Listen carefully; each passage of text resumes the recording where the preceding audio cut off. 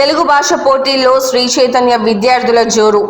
విజేతలకు ఎమ్మెల్యే నాయని అభినందనలు. మాతృభాష తీపిని ఆస్వాదించాలని, తెలుగు ఇతిహాసాలను చదవాలని విద్యార్థులకు ఎమ్మెల్యే నాయని రాజేందర్ రెడ్డి సూచించారు. నక్కలగుట్ట శ్రీ చైతన్య పాఠశాలల్లో నిర్వహించిన అంతర్జాతీయ మాతృభాష దినోత్సవ వేడుకలలో నిర్వహించిన వ్యాస రచన పోటీలలో ఉత్తమ ప్రతిభ కనపరిచిన విద్యార్థులను బాలసముద్రంలోని క్యాంపు కార్యాలయంలో ప్రత్యేకంగా సన్మానించారు.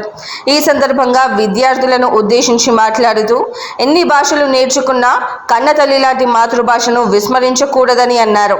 అనంతరం విద్యార్థులకు మెడల్స్ ప్రదానం చేసి వారిని అభినందించారు. ఈ కార్యక్రమంలో school chairman Mallampati Sridhar, director Srividya, DGM Chetan, RI Manohar, zonal coordinator G Sivakoteswararao, school principal Seema, dean Supriya, primary incharge Anitha, Telugu ఉపాధ్యాయులు శ్రీనివాసాచారి, రక్షిత తదితరులు పాల్గొన్నారు.